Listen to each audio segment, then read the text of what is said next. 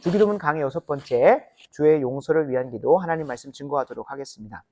그리스도인이 자랑할 수 있는 것은 우리를 그리스도인으로 세우신 예수님의 의뿐입니다. 다시 한번 말씀드립니다. 그리스도인이 자랑할 수 있는 것은 오직 우리를 그리스도인으로 세우신 예수님의 의만 자랑할 수 있는 겁니다. 그 이외에 그리스도인이 자랑할 수 있는 건 단 하나도 없습니다. 단 하나도 없어요. 에베소서 2장 8절 9절이 분명하게 이야기합니다. 너희는 그 은혜에 의하여 믿음으로 말미암아 구원을 받았으니 이것은 너희에게서 난 것이 아니요 하나님의 선물이라. 행위에서 난 것이 아니니 이는 누구든지 자랑하지 못하게 합니다. 자랑하지 못하게. 그러니까 그리스도인은, 구원받은 그리스도인은 오직 누구만 자랑하게 돼 있다는 겁니까? 예수님만 자랑하게 돼 있다는 거예요. 우리의 삶에서 구원을 시작하셨고 이루셨고 완성하실 예수님의 의만 자랑할 수 있습니다. 그런데 문제는 많은 사람들이 저마다 자기 의를 내세운다는 겁니다. 자기 의. 바리새인과 이방인 구분할 것 없이, 그리스도인, 세상 사람들 할 것 없이 육체의 본성을 따라 자연스럽게 자기 의를 자랑합니다. 분명히 하나님은 예수님의 의만 자랑하라고 했는데 자기 의를 스멀스멀 자랑한다는 거예요. 한번 그들을 조금 이해해 보고자 한다면 좀 들어가 보겠습니다. 하나님이 어떠한 분인지를 제대로 모르기 때문에 이러한 문제가 발생합니다. 다시 한번 말씀드리겠습니다. 하나님이 어떠한 분이신지를 모르기 때문에 내 의를 조금이라도 자랑해 보려고 하는 거예요. 무슨 말일까요? 피조물은 자기 스스로를 잘 인식할 수가 없습니다. 내가 얼마나 부패했고 비참한 존재를 알 수가 없어요. 그러니까 내가 아는 수준 안에서 나를 의롭다라고 착각하는 거예요. 그러니까 좀 자랑을 하는 거죠. 내가 상대적으로 누구보단 낫지, 쟤보단 낫잖아, 이것보단 낫지, 예전보단 좀 나아졌으니까 그나마 나도 좀 내세울 만한 게 있지 않나 하면서 자기의 의를 자랑한다는 거예요. 심지어 누구도, 그리스도인이라고 하는 사람들도. 왜 그리스도인들마저도 자기 의를 자랑하려고 할까요? 죄악된 본성일 수도 있겠죠. 그러나 더 분명한 것은 하나님을 제대로 모르기 때문에 그래요. 우리를 제대로 인식할 수 있고 제대로 주제 파악할 수 있는 대상이 누굴까요? 내 스스로의 경험과 이성적 지혜가 아닙니다. 누구를 바라볼 때만 내 스스로의 비참함과 초라함과 연약함을 인식할 수 있을까요? 전지하시고 전능하시고 거룩하시고 완벽하시고 완전하시고 선하시고 아름다우신 그 하나님을 할 때마다, 조금 더 알아갈 때마다 그분 앞에서 내가 얼마나 무지하고 무능하고 부정하며 더럽고 악하며 무능하고 불완전하고 미숙한 존재인지를 깊이 깨닫게 되는 거예요. 그래서 칼빈은 뭐라고까지 얘기하냐면 하나님을 아는 지식과 나 자신을 아는 지식이 긴밀하게 연결돼야 돼요. 하나님을 아는 만큼 나를 알게 된다는 거예요. 근데 참 역사적으로 칸트라고 하는 사람 여러분 꼭 기억하셔야 돼요. 걔는 천국에 절대 있을 수가 없는 존재예요. 왜 그러냐면 16세기부터 시작해서 인간이 자신의 이성이 엄청 뛰어나다는 것을 발견하기 시작을 합니다. 그때부터 이전까지만, 16세기 이전까지만 해도 성경의 근거에서 세상을 이해하고 판단했었어요. 근데 성경 자체를 떠나기 시작을 해요. 근데 아예 본격적으로 떠난 게 언제냐면 19세기에 칸트를 시작을 해서, 칸트도 성경을 기본적으로 가지고 생각하는 사람들의 문화 속에 있었기 때문에 전혀 아예 얘기 안 하는 건 아니지만 그가 주장한 것이 뭐냐면 우리가 이해할 수 있고 판단할 수 있는 것 안에서만 이제 얘기를 하자라고 하는 거예요. 그러니까 초월적인 존재나 그냥 우리가 원래 가지고 있었던 것에 대해서 그냥 인정하고 시작을 하자는 거예요. 그러니까 쉽게 말해서 하나님을 지우고 생각하자. 그게 지금 현대의 대부분의 학문의 영역이나 모든 사람들의 이거죠. 언제 시작됐다고요? 칸트로부터 시작된, 칸트로부터. 따끈따끈하게 지난주에 시험 보고 틀렸습니다. 지난주에 배웠어요. 칸트로부터 시작됐어요. 반대로 교회 안에서는 누구를 시작으로 해서 하나님 없이 생각하고 하나님 없이 내가 판단의 주체가 되기 시작했어요. 하나님은 완전히 지운 건 아니에요. 칸트는 세상, 교회 밖에서 하나님을 지우기 시작했어요. 근데 그 안에서 누가 지우기 시작했을까요? 슐라이어마허. 이 사람도 천국에 있을지 의문입니다. 목회자였고 교회를 섬겼던 신학자였지만 그가 주장한 것이 무엇이냐면 내 개인의 주관적 감정과 경험이 진리를 판단하는 거예요. 내가 어떤 감정을 경험을 했고 어떤 경험이 내게 찾아왔으면 이거 하나님이 내게 말씀하신 것이다 라고 판단을 누가 하는 거예요? 내가 하기 시작을 한 거예요. 이건 의롭다, 좋다라고 하는 것들을 내가 스스로 판단하기 시작한 거예요. 그 판단의 주체가 칸트랑 거의 비슷한 식이거든요. 칸트는 하나님 없이 내가 주체적으로 내 삶이 의롭다라는 걸 판단해. 그러니까 하나님 없으니까 내가 가장 의롭다고 생각해요. 내가 보기에 의로운 거, 좋은 거면 좋은 거고 아니면 아닌 거예요. 하나님을 아예 배제해놓고 하니까 내가 인식할 수 있는 수준 안에서 누가 가장 의롭겠습니까? 내가 가장 의롭다고 생각하겠죠. 그러니까 이 슐라이어 마호는 교회 안에서 그런 행동, 그런 것을 이제 열어버린 거예요. 하나님에 대해서 아는 만큼 겸손해집니다. 하나님에 대해서 아는 만큼 우리는 겸손해질 수 있어요. 하나님을 모르기 때문에 혹은 알아도 피상적으로 알기 때문에 내 의를 조금씩 드러내는 거예요. 근데 하나님을 철저하게 알면 알수록 겸손해질 수밖에 없어요. 그래서 우리의 신앙을 판단하고 우리가 옳은 길로 가고 있느냐 아닌가를 제대로 판단할 수 있는 주체를 계속 하나님께 내어드리는 사람은 자연스럽게 어떤 태도가 나올까요? 교만해질 수가 없어요. 내가 하나님이 이만큼 알아? 내가 성경을 이만큼 읽었어. 내 신앙생활은 이 정도야 라고 자랑할 수가 없어요. 더 뭐 하게 될까요? 겸손해지게 돼요. 그러면 당연히 비례적으로 자기 의를 드러낼 수가 없는 거예요. 내 걸 자랑할 수 있는 게 없는 거예요. 내 걸 자랑할 수 있는 게 전혀 없는 거예요. 왜요? 하나님을 알면 알수록 철저하게 내가 무지하고 무능하고 의라고는 찾아볼 수 없는 존재라는 걸 깊이 깨닫게 되니까 하나님 앞에 겸손해질 수밖에 없는 거예요. 그러나 이제 한국 교회 안에서 좀 안타까운 것은 그 슐라이어 마허 이후로부터 그 신학을 내가 받아들이겠다 안 했다를 차치하고서라도 자연스럽게 어떠한 태도가 나오냐면 하나님께서 종교 개혁자들을 통해 우리 한 개개인에게 성경을 선물로 주셨어요. 그 전까지만 해도 라틴어, 헬라어, 히브리어로 되어 있었기 때문에 일반 대중은 못 봤습니다. 그러니까 배운 사제 집단들만 봤어요. 이제 한 개개인에게 독일어, 영어, 한국어로는 이제 번역된 지 얼마 안 됐지만 그렇게 번역되면서 개인에게 왔어요. 그리고 그거를 해석하고 판단하는 이게 성경 말씀으로서 이게 옳은 것이다 안다를 판단하는 주체가 누구에게로 와버렸냐면 슐라이어 마가 그걸 주장한 것은 아니지만 이제 우리에게는 어떤 결과물로 왔어요?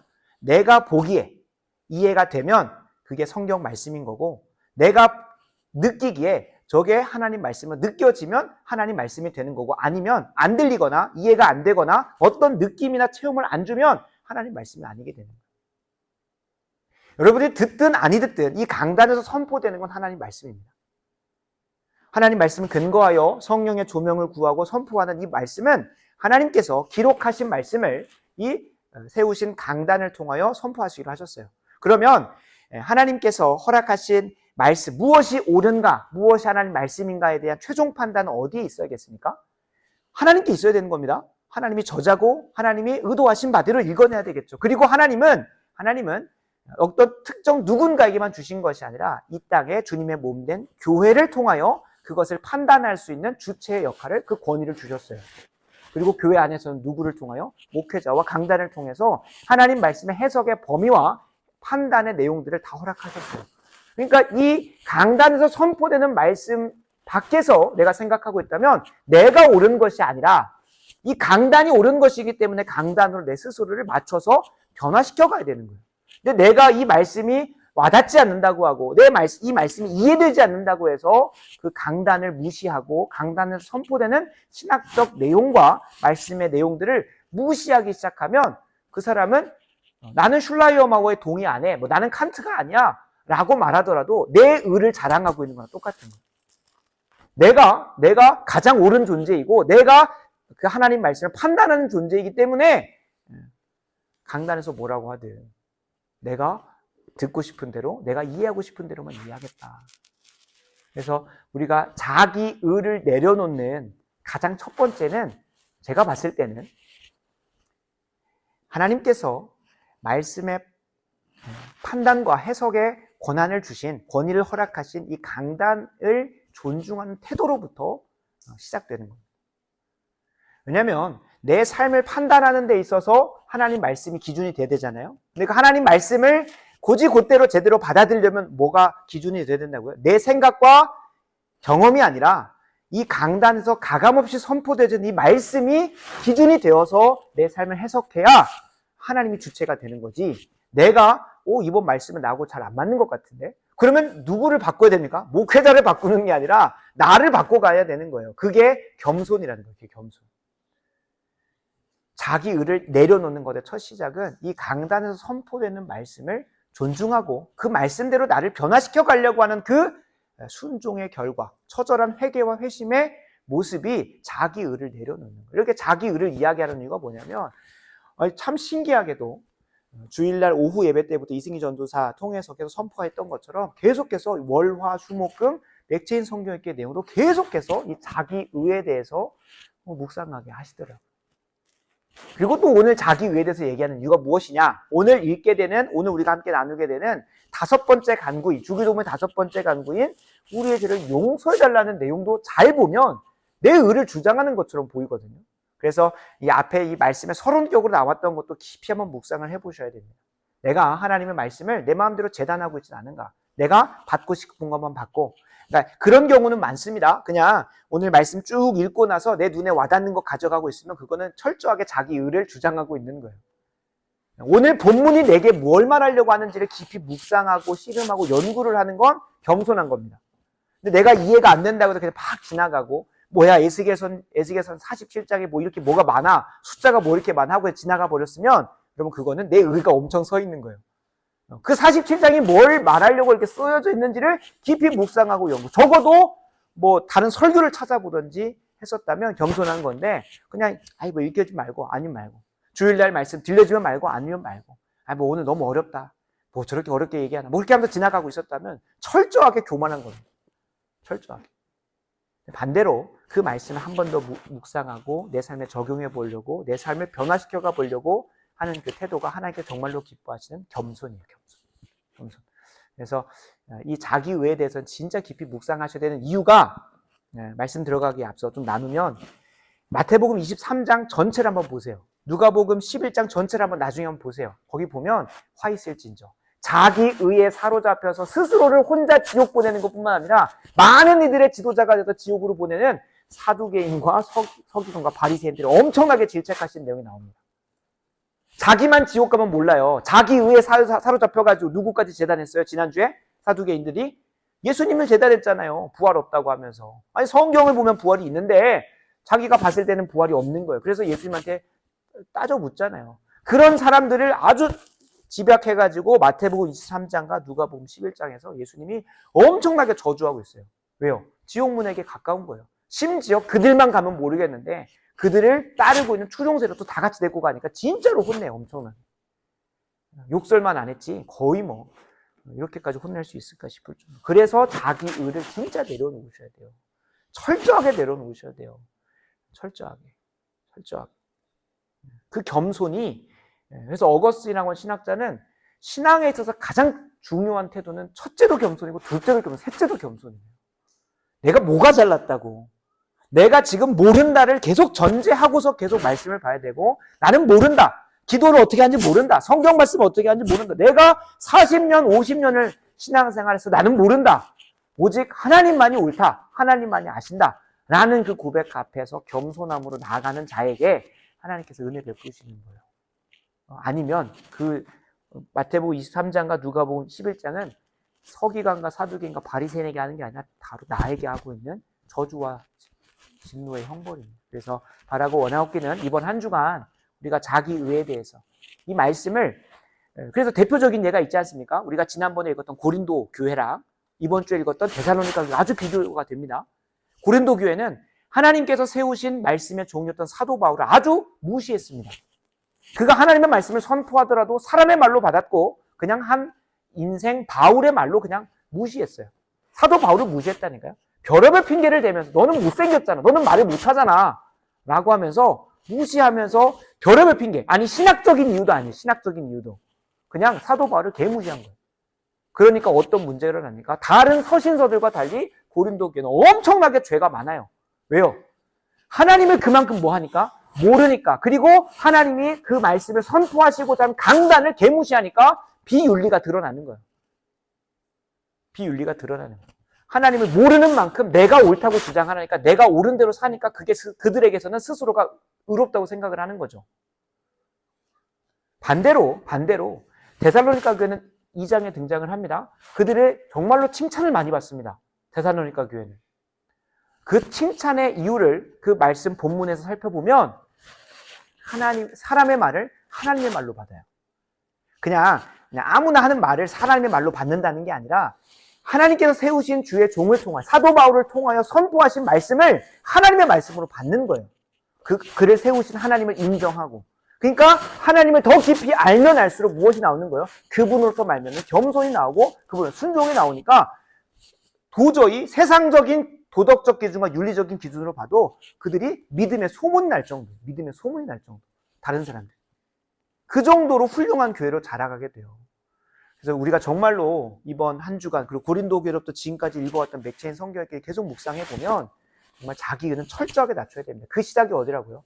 이 말씀의 강단을 선포된 것을 내가 피곤해서 못 들을 수도 있고, 내가 아이를 보다가 시끄러워서 못 들었을 수도 있고, 딴 생각하다 못 들었을 수 있는데, 내가 오늘 이 말씀을 결코 하나님께서 이순종 목사를 통해, 이 강단을 통해 선포하려고 했던 그 말씀을 내가 결코 놓지 않겠다.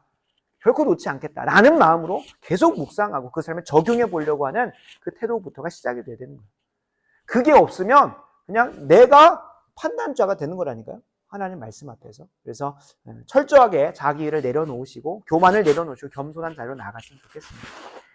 오늘 본문을 보면 너무나 철저하게 자기 의를 주장하는 것처럼 보여서 오늘 이 서론으로 자기 의를 갖고 와봤습니다. 12절 한번 읽어보겠습니다. 우리가 우리에게 죄 지은 자를 사하여 준 것 같이 우리 죄를 뭐 해달래요? 사하여 달래요. 이게 말이 됩니까? 뭘 주장합니까? 하나님, 내가 누구를 용서했습니다. 그러니까 하나님도 날 용서해줘야 됩니다. 뭘 주장하는 거예요? 나의 의로움을 하나님한테 자랑하고 그것에 합당한 보상을 달라는 식으로 하나님께 내 용서해달라고 하는 거잖아요. 이게 말이 안 되는 거거든요. 일반적으로 우리가 너무나 주기도문을 기도를 빼놓고 뭘로 외워요? 주문처럼 외우니까 그냥 지나갈 때가 많아요. 그러나 우리가 기본적으로 이게 그냥 이해를 해보면 말이 안 되거든요. 하나님, 내가 이렇게 했잖아요. 그러니까 이것에 상응하는 보상으로 나를 용서해 주세요. 우리의 용서는 누구의 의로만 가능하다고 했죠? 계속 전제로 얘기했죠? 예수님의 의예요. 우리는 자랑할 게 하나도 없어요. 우리가 나름대로 선하고 나름대로 윤리적이고 나름대로 도덕적인 삶을 산다고 하더라도 로마서 3장 23절 모든 사람이 죄를 범하였음에 하나님의 영광, 하나님의 기준에는 이르지 못했다라고 나와요. 우리가 어떠한 선을 행해도 하나님의 기준에 미치지 못한다. 근데 하나님께 뭔가를 주장한다, 자랑한다? 말이 안 되는 거죠. 그럼 이 본문을 어떻게 이해해야 될까요? 어떻게 이해해야 되는지를 감사하게도 우리 신앙의 선배 다 고민해놨어요. 그래서 저도 여러 책들 한 3-4권 정도를 참고해서 오늘 말씀을 준비하는데 웨스트민스터 대요리 문답은 이렇게 해설하고 있습니다. 제가 읽어드리겠습니다. 우리가 하나님의 용서를 담대히 구하고 기대할 수 있다는 의미를 담고 있다. 이게 무슨 말이냐? 뭔 하나님의 용서를 담대히 구하고 기대할 수 있는 어떤 의미를 담고 있냐? 이것은 우리가 다른 사람의 죄를 마음으로부터 용서한다는 증거가 내 삶에서 드러날 때, 다른 사람을 용서하는 모습이 내 삶 가운데 드러날 때 하나님의 용서를 더욱 담대히 구하고 기대할 수 있다는 것이다. 말이 더 어렵죠. 그러니까 내 삶에서 누군가를 용서하는 모습이 드러날 때 나는 이미 누구에게 용서를 받은 존재구나 알 수 있을까요? 하나님께 용서를 받은 존재구나. 왜 그러냐면 우리 자신에 대한 이해가 어떻게 됩니까? 나는 철저한 죄인입니다. 누군가를 용서할 만한 대비가 안 되는 사람이에요. 그래서 하나님이 구약 성경에서 뭐라고 하셨습니까? 눈에는 눈, 이에는 이라고 하신 거예요. 왜 그래요? 한번 생각을 해봅시다. 누군가 내 눈을 때렸어요. 그러면 여러분 어떻게 복수하겠습니까? 우리의 그 죄성에 따르면 눈 하나만 하겠습니까? 2개를 하겠죠? 아주 분해가지고 다른 데도 때리겠죠? 그게 우리의 죄성이에요. 그래서 구약 성경에서는 아직 예수님 오시기 전에 그때는 뭘로 제한을 해놓으셨어요? 한 대 맞았으면 한 대만 때리라는 거예요. 한 대 맞으면 2대 때리고 싶고 10대 때리고 싶으니까 그 우리의 죄성을 아시고 한 대에 대해서 한 대만 때리라는 거예요. 그게 구약 성경이에요. 신약에 가면 어디까지 요구하십니까? 주님께서 어디까지 요구하세요? 반대쪽도 맞아달라는 거예요. 한쪽 뺨을 맞았으면 반대쪽 뺨도 맞으라는 거예요. 그리고 더 나아가서 어디까지 하십니까? 원수를 용서하라고 하지 않으세요. 품으라고 하지 않으세요. 뭐 하세요? 사랑하라고 하시는 거예요. 어떻게 나를 때렸는데 반대쪽도 맞고 더 기분 나쁜데 거기서 사랑하라고 합니까? 이건 말이 안 되는 거예요. 말이 안 되는 거예요. 그러니까 누군가를 용서한다는 거는 원래 내 심성입니까? 아닙니까? 아니라는 거예요. 원래 죄인인 우리는 다른 사람을 용서할 수가 있다 없다? 없다는 거예요. 없다는 거예요. 그러나 오늘 이 앞부분 내가 다른 사람의 죄를 용서해 준 것과 같이 라고 한다는 건 뭐예요? 내 삶 가운데 뭐가 전제된 겁니까? 내가 누군가를 용서할 수 있다는 건 내가 하나님의 용서를 이미 받았고 그 예수 그리스도의 의를 덧입어서 예수님과 온전히 연합해서 그분의 힘과 능력으로 다른 사람을 용서할 수 있게 됐다는 걸 전제한 거예요. 봅시다. 그러면 내 안에서 나올 수 있는 용서가 이제 나왔어요. 그거는 구원받은 사람에게서밖에 안 나오는 겁니다. 다른 사람을 사랑할 수 있는 사랑이 나에게서 나왔어요? 그건 나에게 나올 수 있는 겁니까? 없는 겁니까? 없는 거예요. 철저하게 우리는 죄인이기 때문에. 그러나 내 삶 가운데 그게 나왔습니다. 그러면 내 안에 누가 계신 겁니까? 예수님이 내주하고 계시는 거예요.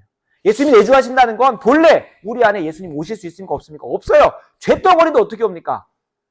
이제 하나님과의 관계가 예수님의 피로 십자가로 해결되었기 때문에 예수님이 내 안에 오셔서 그런 사랑과 그런 용서의 열매를 맺게 하시는 거예요. 그러면 이미 한번 용서받았어요. 아주 크게 용서받았어요. 그러니까 앞으로도 내 삶 가운데 찾아오는 죄들은 당당하게 가서 용서를 구할 수 있는 거예요. 왜 그럴까요? 예수 그리스도의 십자가의 대속으로 우리는 하나님과 관계가 회복됐기 때문에. 예수님으로 인해서 하나님과의 관계가 회복됐기 때문에 이제 앞으로도 가서 용서 구할 수 있는 거예요. 이전에는 하나님하고 대적하던 진노의 자녀였어요. 근데 예수님의 보혈로 인해 뭐가 됐습니까? 하나님의 사랑받는 자녀가 돼버렸어요. 그러니까 우리가 요한이와 저와의 관계를 생각해 보면 요한이가 남의 자식이면 잘못하고 있으면 길거리에서 담배 피고 있으면 가서 이제 혼을 내겠죠. 요즘 그러면 또 안 되나? 그럴 수 모르겠지만. 근데 우리 집 안에 있으니까 그가 잘못하면 또 용서해주고 품어주고 또 자라갈 수 있도록 계속 해주잖아요.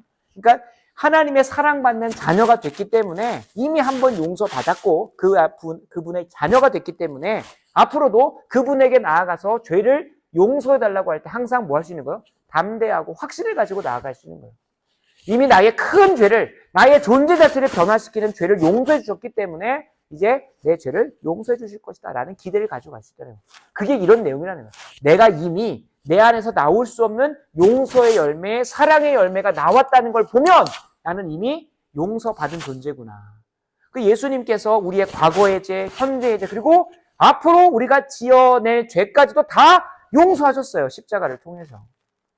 물론 이 사실을 가지고 어차피 다 용서받는 거 내가 죄 지어도 되겠네 라고 하는 건 반대로 무슨 반증일까요? 내 안에 예수님이 안 계시다는 거예요. 예수님이 안 계시다.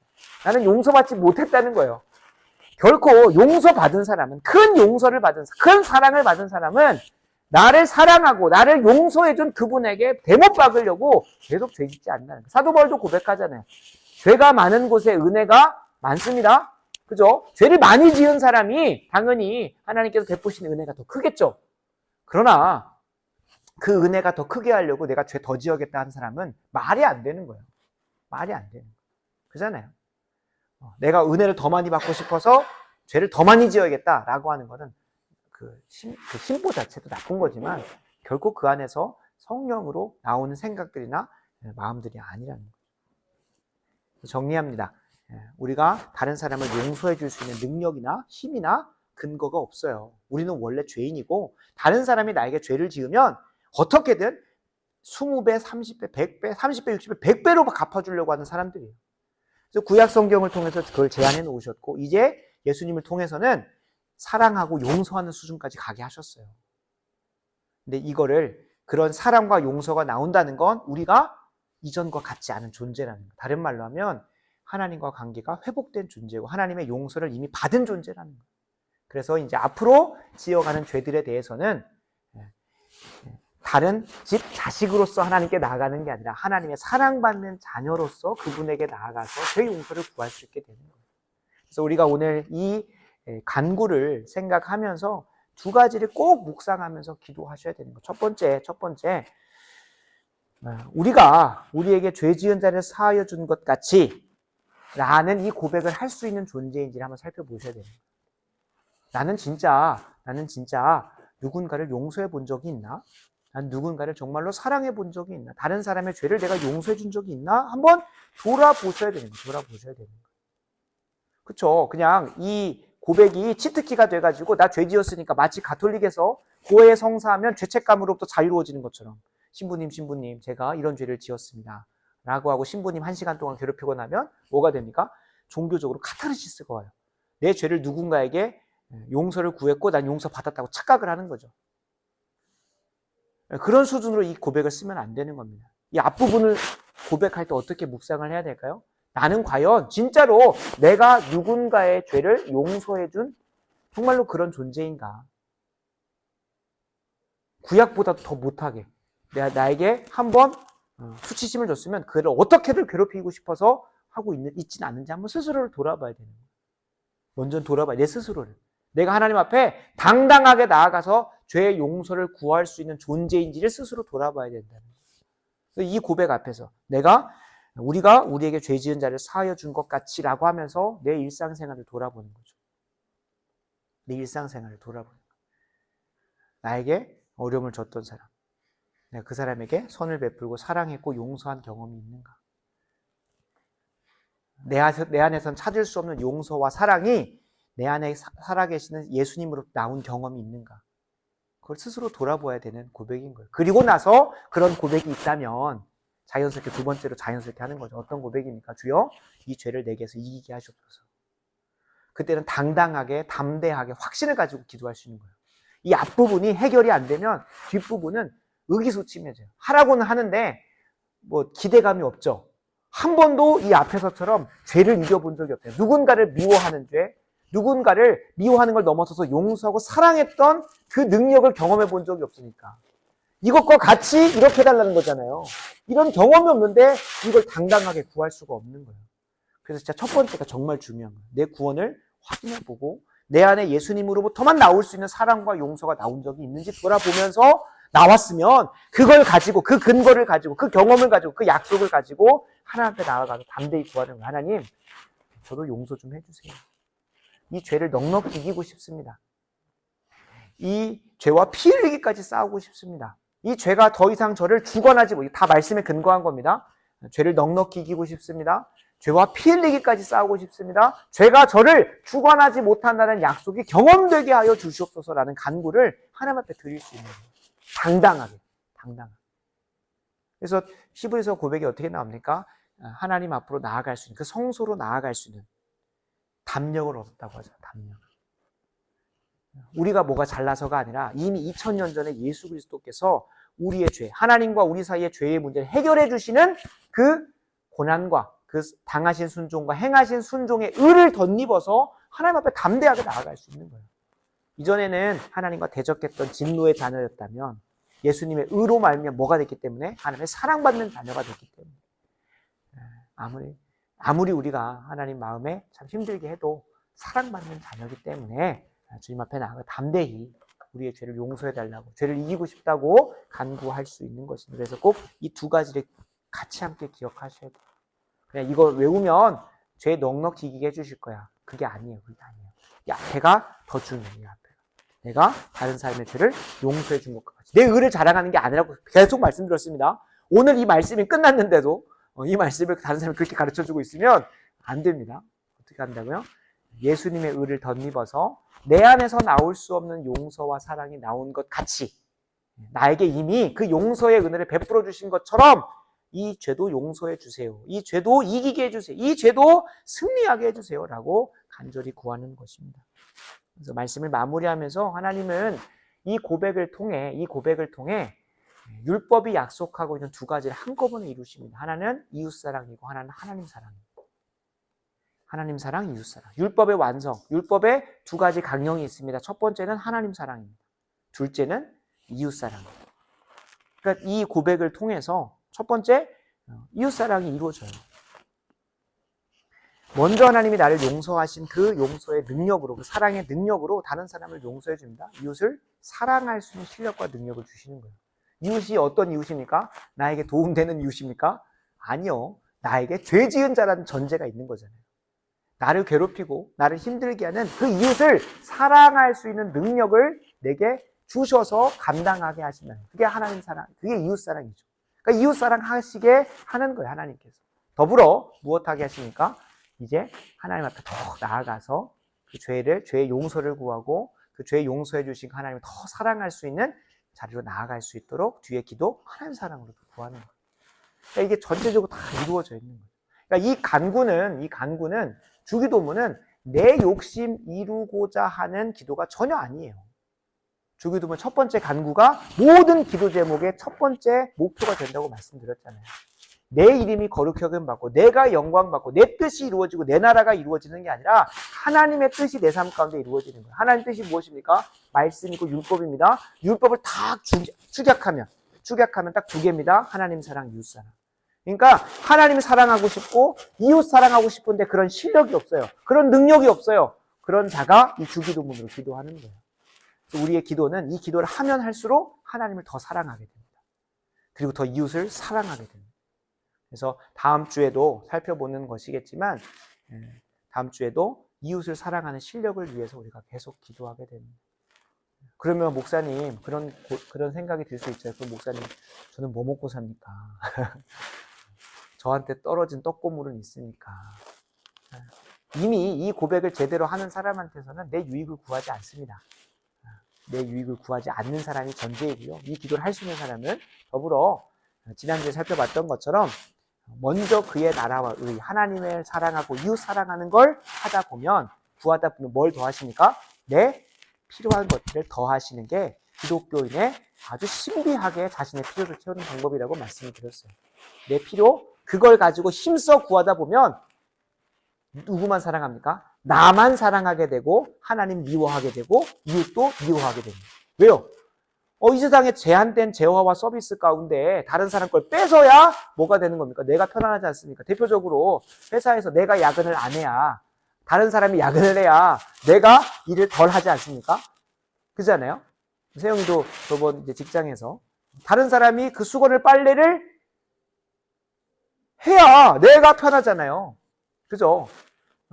근데 세용이가 하면 다른 사람은 편해요. 나는 수고로 하게 되는 거죠. 그러니까 우리가 이 주기도문을 하면서 자기 사랑하고 나만 사랑하고 내 뜻을 이루기 위해서 가게 되면 어떠한 것도 못 얻어요. 내 필요만을 위해서 구하고 있으면 하나도 못 얻어요. 그러나 하나님 뜻을 구하고 하나님 나라를 구하고 하다 보면 자연스럽게 어느새 내게 하나님께서 입혀주시고 먹여주시고 채워주시는 것을 경험을 합니다. 그래서 이걸 진짜 여러분 이 신비를 내 기도에 계속 적용을 하셔야 됩니다. 내가 뭐가 필요하지 그걸 정하는 게 아니라 하나님의 뜻이 뭐지? 하나님이 원하시는 게 뭐지? 그걸 계속 구하다 보면 자연스럽게 내 필요가 채워져 있는 것들을 봐요. 심지어 나는 내가 뭐가 필요한지도 몰라요.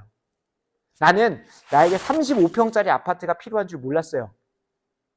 요한이를 기르는 데 있어서 이 30몇 평짜리 아파트가 필요한지도 몰랐어요. 근데 하나님은 그 필요를 아시고 주셨어요.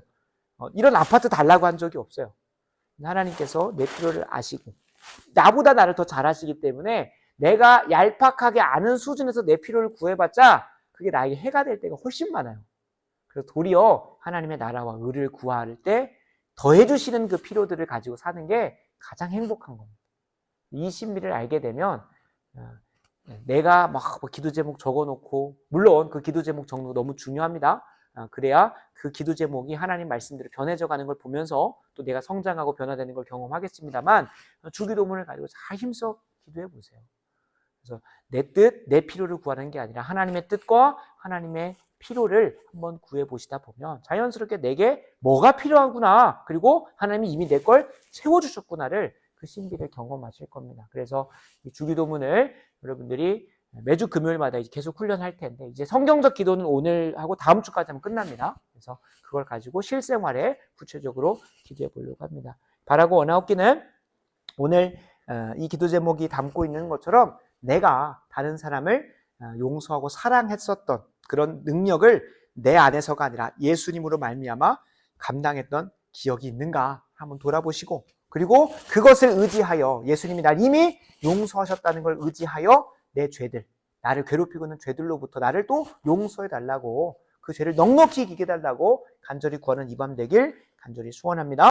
제가 마무리 기도하겠습니다. 아버지 하나님 감사합니다. 하나님, 우린 누군가를 용서하고 사랑할 수 있는 실력조차 그 어떠한 희망조차 없는 자들인데 우리에게 먼저 사랑을 베푸시고 용서를 베푸셔서 주 예수 그리스도와 연합하여 누군가를 사랑하고 용서할 수 있게 하신 것 정말로 감사합니다. 우리에게선 결코 발견할 수 없는 그 사랑과 용서를 열매 맺게 하시는 것처럼 앞으로 우리가 주님 앞에 나가 담대히 우리의 죄의 용서를 구할 때에 주님 이미 우리에게 그 큰 용서를 베푸셨고 앞으로 지을 죄들에 대해서도 이미 용서하실 것을 약속하셨사오니 우리가 어떠한 죄 가운데 빠져 있을 때라도 주님 앞에서 죄를 이기고 싶습니다. 죄를 넉넉히 이기고 싶습니다. 죄와 싸워 이기고 싶습니다라고 고백할 때마다 그 죄로부터 우리를 자유케 하시는 은혜가 있기를 간절히 소원합니다. 더불어 하나님 이웃을 사랑할 수 있는 실력을 주시고 또 하나님을 사랑할 수 있는 능력과 실력을 도와주셔서 하나님 우리의 사랑과 섬김을 통하여 좋은 교회가 굳건하게 세워지게 하시고 더불어 이들의 삶의 여정 가운데도 가정이라고 하는 주님의 참된 교회들이 세워질 수 있도록 은혜 부어 주시옵소서. 특별히 이 자리에 이 수고로의 자리를 지키고 있는 연광이, 세용이, 또 경찬이, 경대 형제에게 하나님께서 예비하신 귀한 배우자들을 맞이할 수 있는 실력과 사랑과 용서의 마음을, 섬김의 능력을 한없이 부어주셔서 하나님의 때에 예비하신 배우자와 귀한 가정 이루어갈 수 있도록 은혜 더하여 주시옵소서. 모든 것 주님께 의탁합니다. 이후에 철야 기도까지도 함께 하실 주님을 찬양하오며 우리 구주 되시는 예수님의 이름으로 간절히 기도드리옵나이다. 아멘. 아멘.